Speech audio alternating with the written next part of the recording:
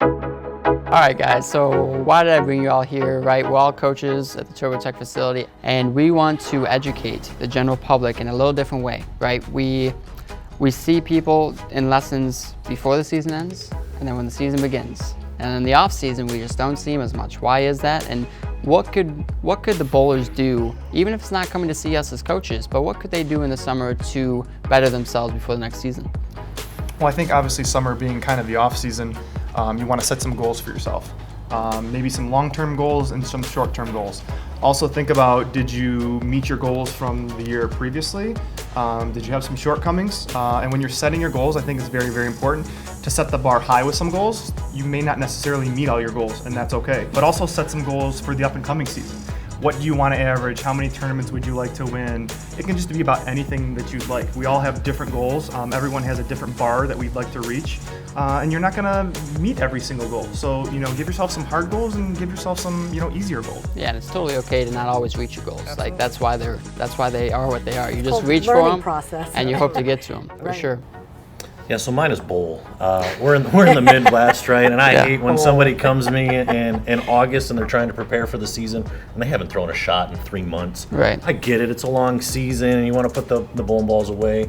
Maybe decompress for a couple of weeks, but if you're truly serious about getting better and the off season is the best time for it, go bowl once a week, please. Yeah, Don't even if expect- it's a league, summer league. Whatever. Yeah. I mean, just go throw shots once a week. I mean, you're going to be so much further ahead of the curve than just trying to show up in August and say, okay, this year I want to average 10 pins more. It doesn't happen that way. So Right. if you're truly committed to getting better, you have to be committed during the summer too. Keep the feeling of it. Yeah. Right. I think his feel is so important. And there's two things that I really do, or I try to share with everyone that I try to coach, is that on the off season, I personally work out more physically at the gym than I do when I'm actually in a bowling season. I like to take it a Summer little, bod type a of little thing? more. Oh yeah, that's definitely beach bod. But I try to do more of the harder workouts when I'm not bowling, and I try to explain to everybody, even when you are in the bowling season, just make sure you walk or you run a little bit. It's very hard sometimes as you travel, or people work full-time jobs and then they go to league to keep themselves in shape. So I try to do that more on the off season and then just maintain it a little bit during the season. The other thing I like to do is I like to catch up on my mental preparation. So I do a lot of reading, and I try to stress that, you don't have to, not 5 or 6 books, but pick one that kind of focuses on something you're trying to learn or maintain. And the mental game, when I bring that up, it's from start to finish. It's not about thinking about the end all the time first. It's, how are you practicing? How are you keeping in shape? Are you still getting games on? I mean, everything goes all together. Love the process, right? About the Process-oriented process, versus exactly. And that's very hard, especially in today's